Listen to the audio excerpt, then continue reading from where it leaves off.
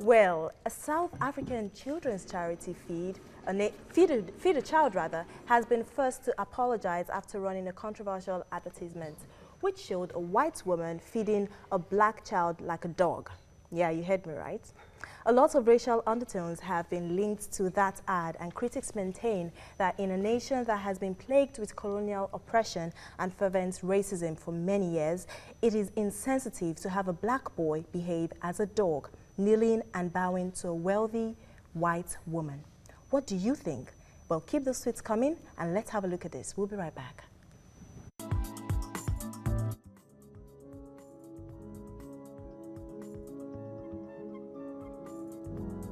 This is the controversial ad. The advert, which has since been removed from YouTube, shows the child being fed snacks by a white woman. But the commercial ad here in South Africa has drawn widespread condemnation from all quarters. Feed a Child released this video earlier this week. In it, its CEO defends what many South Africans have described as an insulting television commercial. I'm Elsa Rotenbach, founder of Feed a Child, and I have a deep-rooted passion for all children of South Africa. Like a child, I don't see color. Like a child, I don't see race or politics. The only thing that is important to me is to make a difference in a child's life and to make sure that that child is fed on a daily basis. The ad has attracted worldwide attention, and here in South Africa, many have described the ad as racist, with one Twitter user even going as far as saying that the ad best describes NGOs' perspectives on Africa. On Twitter, there were messages like, "Definitely the wrong way to get a message across. Who approves these ads?" If it were a white boy being fed like a dog and the ad was initiated by black people, the public broadcaster wouldn't have aired it. We decided to take to the streets and find out from ordinary South Africans. Hey, nah, that thing is it's racist. Like the fact that they portray a white woman, right, feeding a small black kid. Right, so now first when I saw the thing, I didn't understand what's happening, but obviously the first thing everyone's gonna think that it's racist because the way she's feeding the kid for like doing, I don't know, whatever he was doing for her. What I'm thinking is that if you go to the townships, you see dogs scavenging around dustbins and all that. And, you know, I get that image that, you know what, basically black children are doing that. Whereas that's not the case. It is the case, but they're not everywhere. They could have done it so much better. There's many different ways that they could have made it better, but it does show the right, it does put across the right message. They did it in the wrong way. Buckling under the widespread pressure, the Feed a Child commercial was dropped and the organization apologized via this statement. The management says it was not Feed a Child's intention to cause offense, but rather to create an emotional commercial that would gain awareness about Feed a Child and, more importantly, get individuals donating to the cause. But with the country's past of racial segregation still fresh in the minds of millions of black South Africans, many believe a commercial like this should never have made it on national television in the first place.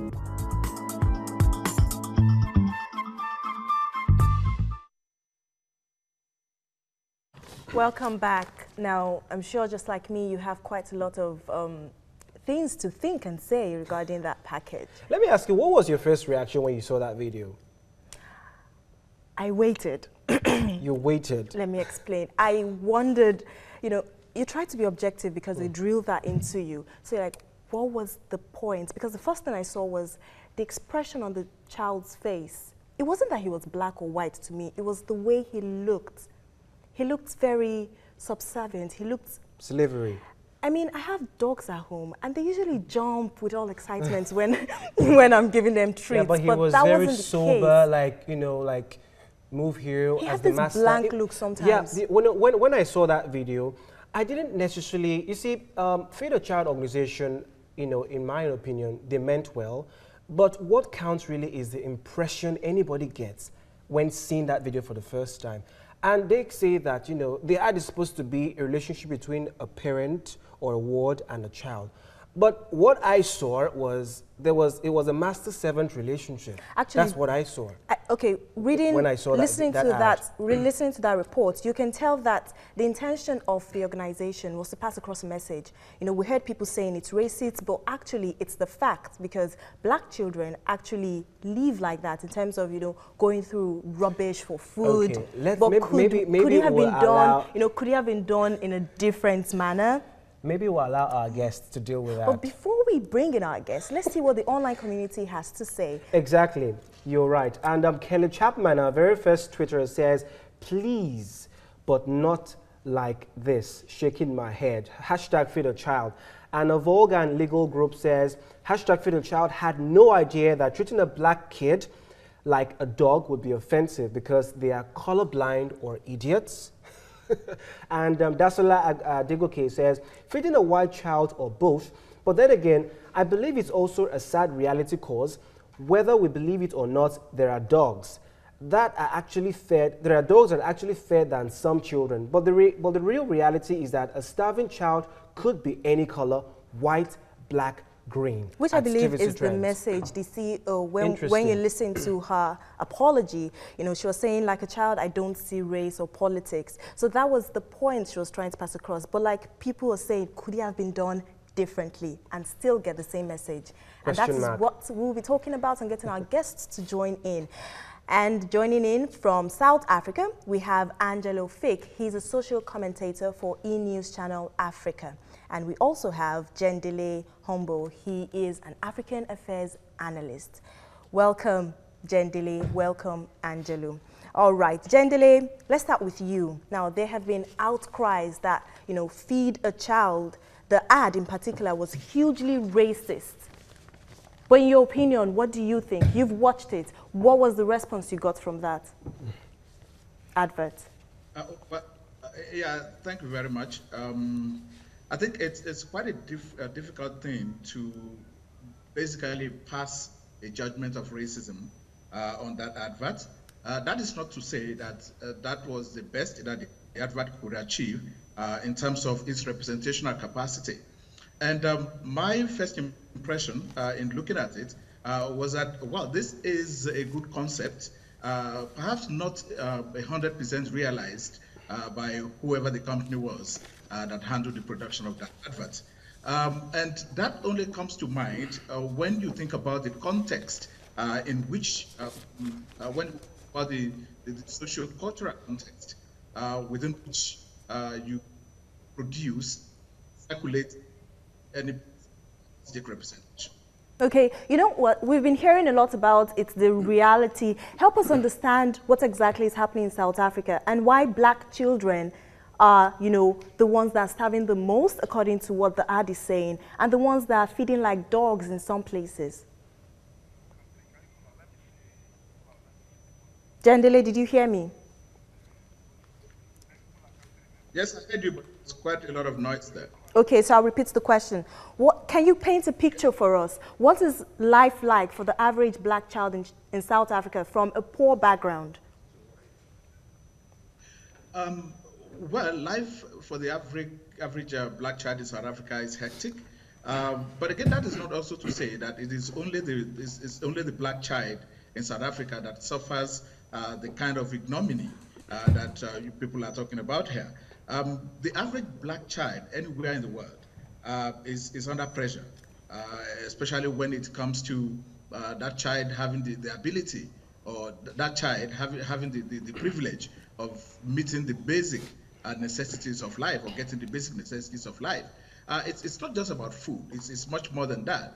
The average black child anywhere in the world today is not in any enviable condition.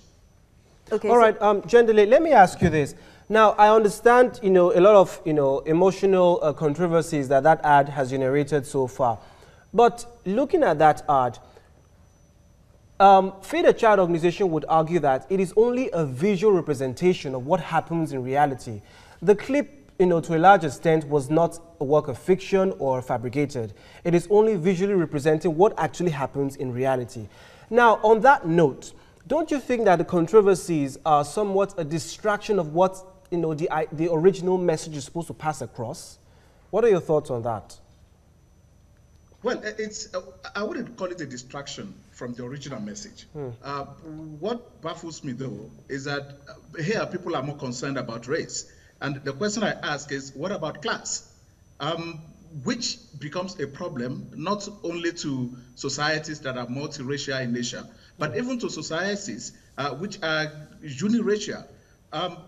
You're talking about this in the context of South Africa simply because South Africa has a peculiar history with racism. And so maybe if this advert was being circulated in a different context, we probably are likely to react to it in a different way. But the question that we should ask is to go a little bit beyond race in the representation that we see in that advert. You see the kind of opulence that is represented in the home where you see this child. Let's not yet talk about the color of the child, whether the child is white, green, yellow. It's not the issue now. But we're talking about stark realities that stare all of us in the face all over the world. And so you see that this child is placed within the context of a very affluent home. Yeah. And that child has, like Bunmi said at the beginning, has this expression, there's no excitement.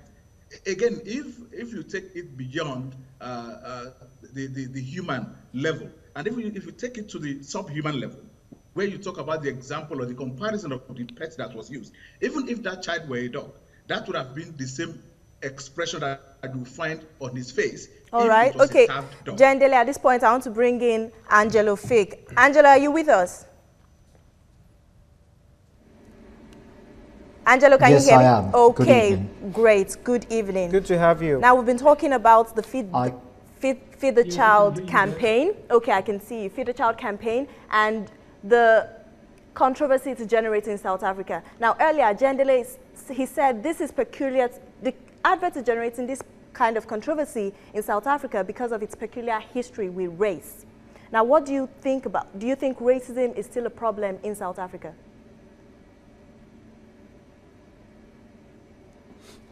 I think racism remains a global problem. It's not just a South African problem. And partly we've seen other incidents like this elsewhere in the world. This is particularly difficult in South Africa, partly because, as has been pointed out by your previous analyst, there is a peculiar history in South Africa.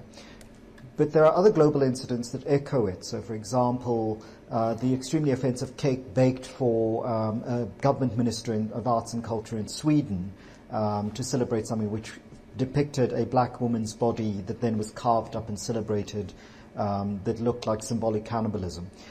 In this case, I think in South Africa, the sensitivities around the lack of redistribution of wealth for the majority of South Africans from the previous dispensation, where white South Africans had the majority of the resources and black South Africans were deprived, that was echoed in this ad, and that was found particularly disturbing because it seemed to echo a view that people thought had been left behind in history. Okay, Angela, without external influence, when you first saw that ad, what did you think?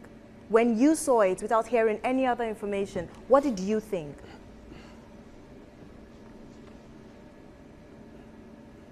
Well, I thought it was an unfortunate and rather, sort of stupid view. And so I thought it was constructed by people who didn't seem to understand the complexity of the post-apartheid society that we lived in, and seemed to have this very blithe idea that you could take race out of the equation, as if we weren't still black and white South Africans, as if there weren't, still divisions of resources. And while their intentions of the organization who asked for the ad were, perhaps very good or noble, it is the company that made this, the marketers, the public relations people, the media company that created this particular image that spoke to the naivete and, I think, political short-sightedness of the people who made it. Okay. All right, Jendele, let me, if we have him on Skype now, let me ask you this. Now, we have loads of tweets, on this issue, and one of the key things is in advertising that it said one of the key things in advertising is to have a cultural understanding of the market. Feed a Child did not try to understand, our culture and history. Would you say that there was a lack of this on the part of the organization?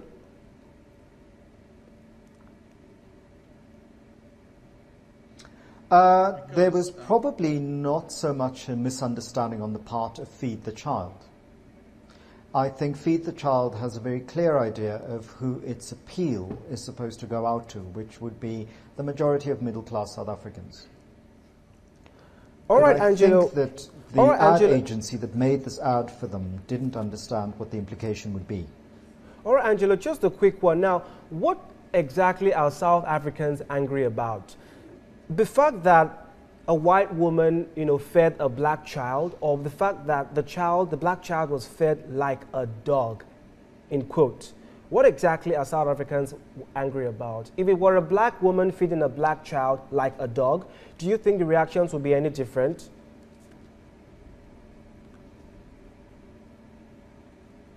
I think the reaction would have been different.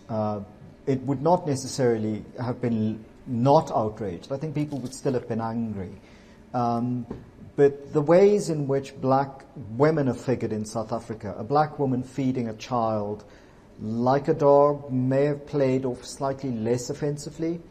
But what I think offended South Africans, or the majority of South Africans who are black, about this advertisement was the fact that here you have a country where there is a majority black government, where we are told we live in a society of equality. And for some people, there's still this vision of white saviors saving black children from deprivation. In a country where we know the majority of black children who have deprivation are saved by black mothers and black women, not by saviors who are figured as white women in middle-class spaces. Okay. Jendele, now I want your view on this. Do you think the organization, Feed a Child organization, did not try hard enough to understand the culture and history of that particular place? Hence, the response that we're getting from this advert. No, I wouldn't lay the blame of the wrong interpretation or the lack of understanding of the history and culture of the place where the advert was supposed to circulate at the doorsteps of the NGO Feed a Child. I would rather question the professional competence of the media the media production firm that handled the production of that advert, because in taking a brief, you're supposed to key into the concept, the original idea of what your client wants, vis-a-vis trying to understand the cultural peculiarities of where that advert is supposed to circulate. And so if the advert got on the right or the wrong side of the people to whom it was supposed to send a very genuine message, then we shouldn't lay the blames on the organization that contracted that company to do the advert. Okay, but if some South Africans have maintained that it would be unrealistic to have a white boy play that role, as you know, there are more black than white kids who go to bed hungry in South Africa. Why this poverty margin? Yeah, well, first of all, I would like to disagree with those who say that it would be impossible to have a white child. I think they say unrealistic. I beg your pardon? Unrealistic, because that would not tell the true picture.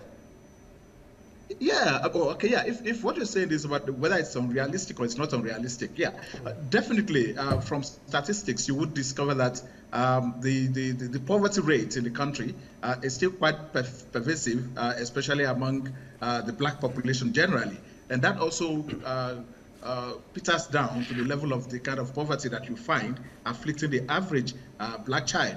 And it's also reflected in the kinds of service delivery protests, the kind of different agitations that have gone on here in terms of the distribution of resources. And so in spite of the fact that the leadership of the country has shifted from the minority white to the majority black population since 1994, there is still a general feeling that the condition of the average black man in South Africa is still far from better. Though generally they will say that, well, we're better than we were before 1994.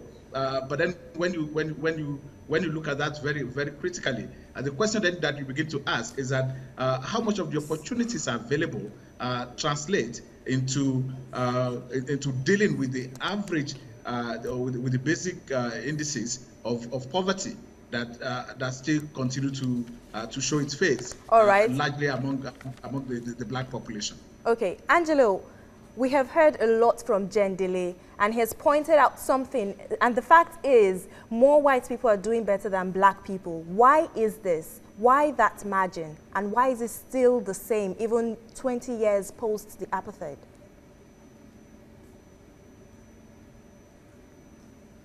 Well, what we have to remember was that the apartheid economy seriously advantaged white South Africans.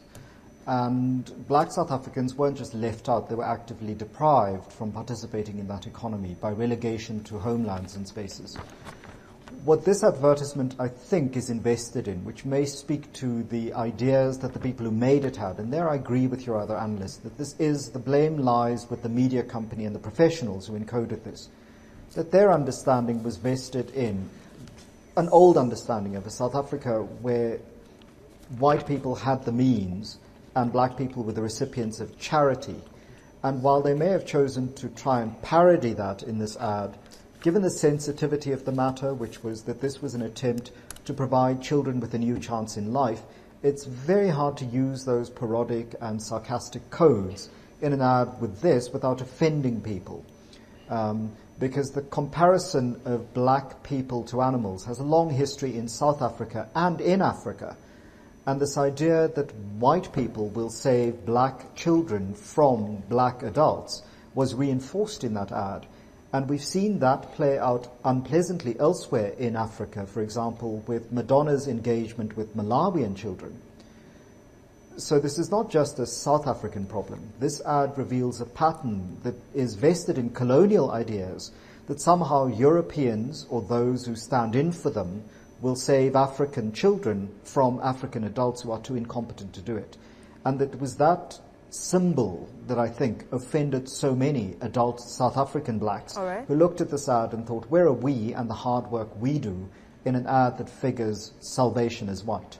Okay, now, if you didn't know, the apartheid it happened between 1948 to 1944, and it was a period in which the minority white South Africans excluded the majority black South Africans from almost everything, including their rights, movements, and association. This was officially abolished in about 1994, but as we understand, it was going to take a long time for them to actually get to where they should be, and that is why we're talking about this today.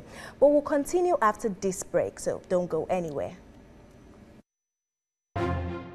There are issues, burning issues that must be contained, political issues that must be explored, legal issues that must be put right, democratic issues that must be embraced, African issues that must be understood. Get answers to these and other present issues on Africa Today with Mike Okwache on TVC News through African Eyes.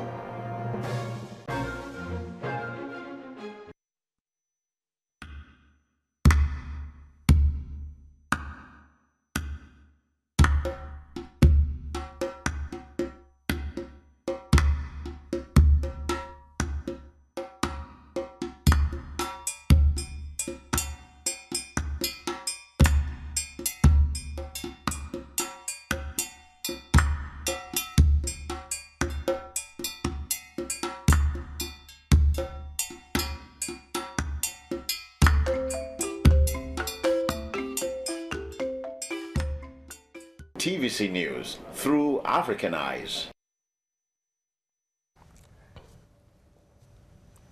Welcome back. Now, apartheid 1948 to 1994. Now, race. Let's talk about race. Jendele, earlier you mentioned that it's not just a problem with South Africa, but it's a global problem.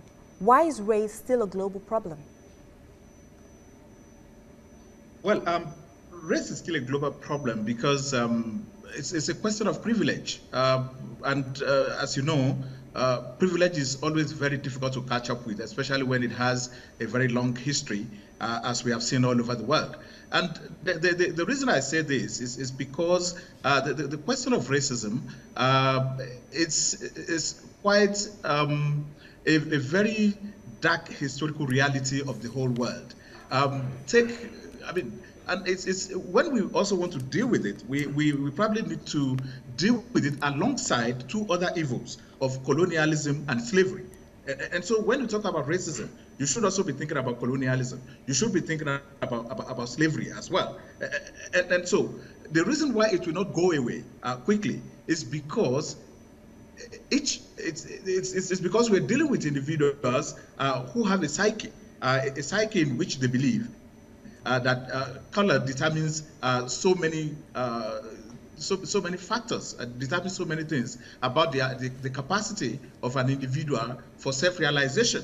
And at a level when it is becoming quite impossible for any group of people, whether black, white, or green, to keep themselves within a closet where they keep seeing themselves as the advantaged group perpetually, you would want to imagine that events or that instances of racism we continue to endure. But again, what is important for us as humanity generally is to continue to find ways by which we bridge these gaps that make it possible for some category of people to see themselves as being better than others, in respect of whatever they think makes them better than other people. But as far as I am concerned, I think it is the responsibility of the entire world and to begin to say no to racism, and to also begin to see where instances that may not necessarily be instances of racism are pointed out. For example, I want to imagine that the company that produced this advert that is generating this issue now might just have done a slip. I want to imagine that they wouldn't have gone out to deliberately paint a racist advert in South Africa, considering how sensitive the people of South Africa themselves are today to questions of racism. Even where people deep down within them want to be racist, the environment here, the environment in South Africa itself, might not make it easy for them to want to be openly racist. And so if you are saying that this advert is done deliberately as a racist piece, it means that you're saying that these people are going out to deliberately create a racist advert, hoping that it will run and nobody will make any complaint about it. Okay, allow me to draw in our online community. They're itching to speak. And next tweet comes from Seweya at insan_SE.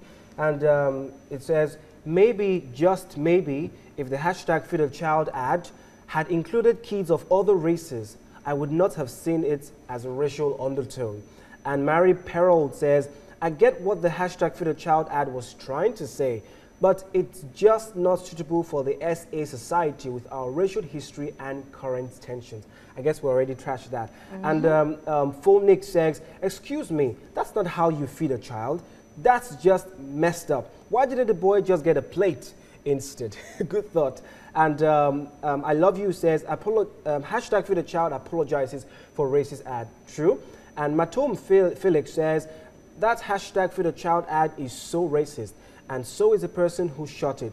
You can't compare a black kid to a dog and say you're raising awareness. Okay, well, a lot of people seem to still be on the racist line. Yeah. And this gets me wondering, Angelo, what is it about the black skin that upset quite a lot of people in the old days? So why was it the way it was? Help me understand this. Well, there's a complex history, and as always, it's both about symbols, about what people believe, but it's also about resources, about what they want. And when Europeans came to Africa for the first time, one of their things that they wanted was the resources that were on the continent. And one way of justifying why you take something from someone else, that at some level you realize isn't yours, is to make them less than you are. So if we take something from some other people, but we define them as non-human, we don't have to look at ourselves as thieves, as plunderers. We're just assuming a natural right to do so. And so those first Europeans encountering the black skin compared it to what they assumed was the value of black skin, or skin that was discolored in their own history. It was the history of disease, of curse, and there was a complex kind of symbology and set of images around darker skin and what it meant. But of course, they hadn't encountered difference just here in Africa. Europeans traveled the world during the same 3 or 4 centuries after their own dark ages in the 12 and 1300s, and encountered a variety of people which they then categorized as red in the New World, as black in Africa, and as yellow in Asia, or as brown in India. And in doing that categorization, they had the power to do so, but also they could define us as inferior and take from us what they wanted. And as your previous analyst pointed out, some of that included human bodies for labor, the slaves of Africa transported across the Atlantic. And even in today, the contestations around race are often about resources. And in South Africa, apartheid was certainly about taking resources away from some people and giving them to others, taking land away from black people who had lived on them and had a sense of belonging to it throughout the centuries, and by act of legislation taking it away from them and giving it to white settlers and their descendants. Okay. And what we're now sitting with in the world is that this process of having taken resources has been objected to by the very people from whom it was taken. Now, I know, Angelo, most of the time when the issue of racism is raised, it's usually white against black. Now, but we've had reports of black against white. Yeah, even in South Africa. Yeah, even in South Africa. So what exactly is happening here? How would you address this? So are we defining racism based on just, well, I think if we're going to talk about white? racism, we have to talk about power. Okay. Go ahead. So you can't simply be racist because you don't like somebody else because of the way they look. Just because they're different doesn't mean you are racist. You have to have power to act on that belief that they are different and that their difference makes them inferior. Now, when people start talking about how in South Africa there's black on white racism, they take away the issue of power. Because I can believe that someone is inferior, but not have enough power to actually make that belief count. So even if you're black in South Africa and you believe for some reason that I can't quite fathom that white people are inferior, you don't have the power to act on that. You can't wholesale make white people politically disempowered, move them into continued, in confined spaces, take stuff away from them, and somehow treat them as second-class citizens. What I think is happening is... Okay. Jandele, now help me understand something. If the issue of racism has to do with power, if black people do not have the power, can they never be racist? Is that what is that what Angela was trying to say? No. I think the question that Angela is trying to raise is to look at the overarching presence of power and what power is capable of doing. And so if you have the power to depossess a particular group of people, then that power confers on you the capacity to make them feel inferior to you. And so when this inferiority is imposed on the other group, whether in terms of the color of the group or in terms of how that group looks, it could be, it becomes a kind of chauvinism. And that chauvinism transcends different levels. And so chauvinism could be in terms of age, it could be in terms of color, it could be in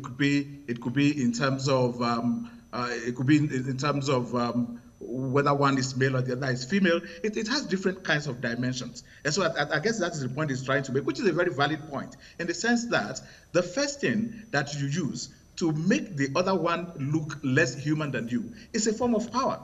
And so if you bring that to the South African context, which we're talking about in this case, is the question that you need to ask is, yes, when we were talking about apartheid, power resided in the hands of the minority white population.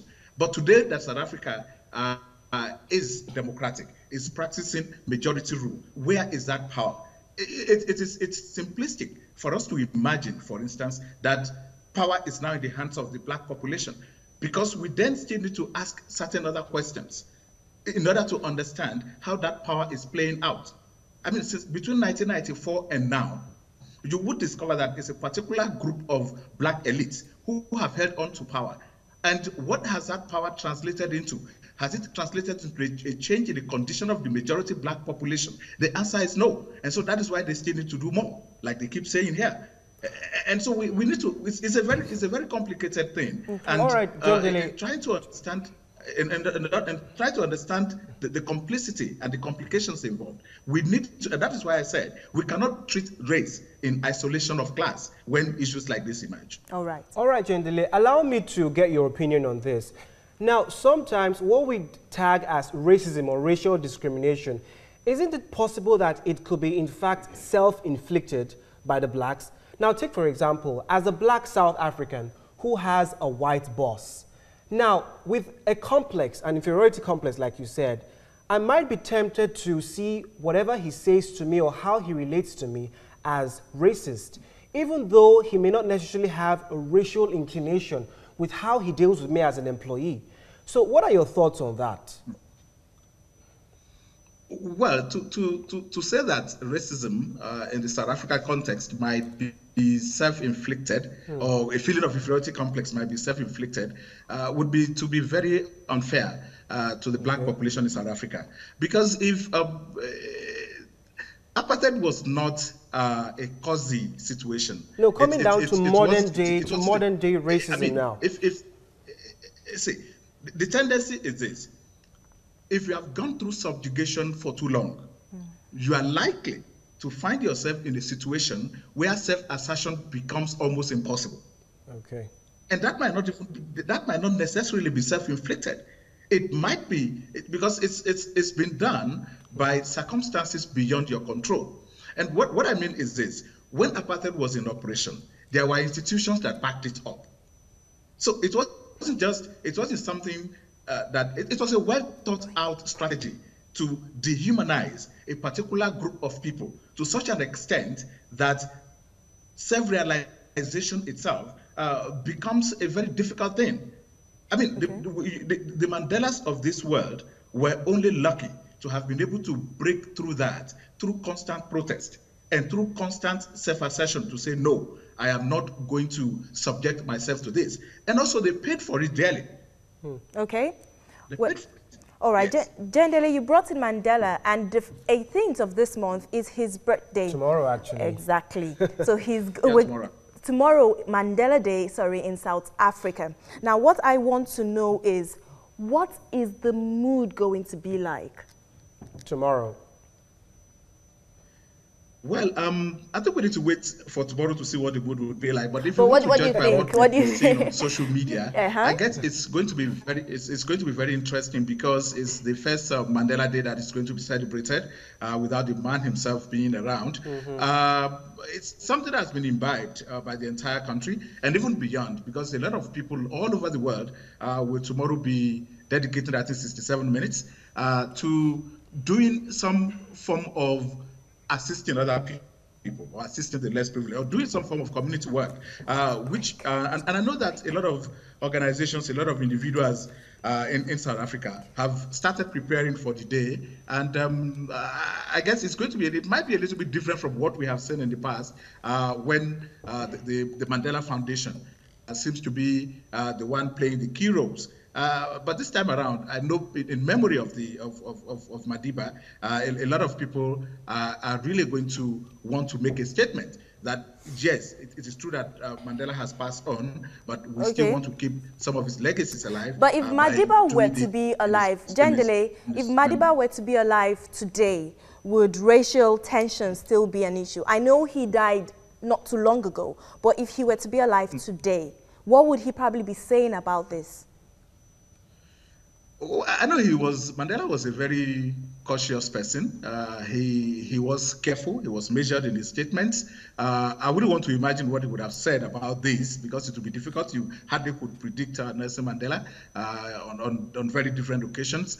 But I think whether he was alive or not wouldn't have mattered. People would have still reacted to this kind of thing the same way they have, because we have seen incidents of what people perceived to be instances of racism when Mandela was alive. And the outrage was almost similar, because this is a society that is fighting very hard to get out of a mold, to get out of a particular image problem. Because apartheid also brought onto South Africa a huge image problem, which they've had to deal with over the years.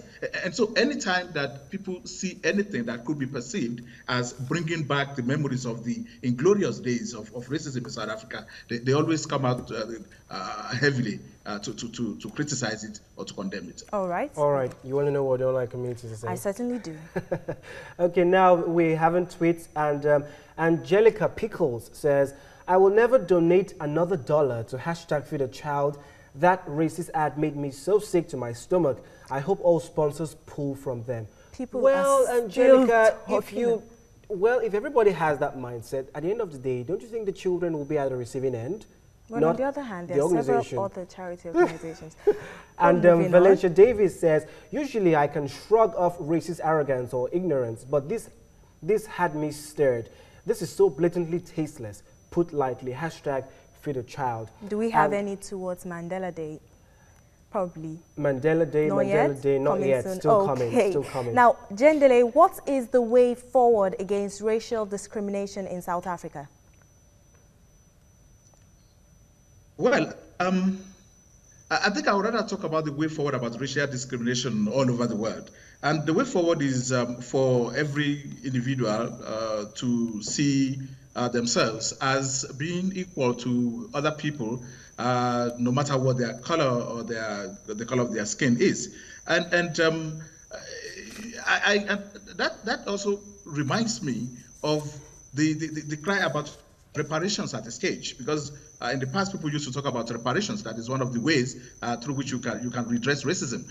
I say yes and no, because most of the arguments in favor of reparations in the past have always been to think about reparations in terms of how many dollars you are able to bring back to the countries or to the people that you have dealt with badly in the past. And I say we should begin to then construct the idea of reparations in a very different way. And there's no reparation that you can give to someone that can be greater than the amount of respect you give to that person. So mutual respect among all the races would be very important. And all also to also kind of find a way of tendering our greed. All right, because in most cases, it's about being greedy, wanting to have advantage over the other. Okay, and we have to call. I have to stop you at that point because we cannot take any more. But certainly, let's not stop talking now. Now, that's how much we can take today on the program. But we joined the rest of South Africa to celebrate the great man and African's moral icon, Nelson Mandela, who would have been 96 in less than 24 hours. He happens to be one of my greatest icons. I know he's everybody's icon, but he's especially my icon. Very, very special. He's special to Moses and to me too. So we enjoy everyone, South Africans and the world in general, to put an end to racial discrimination. Let's continue this conversation online. Thanks for watching. Goodbye.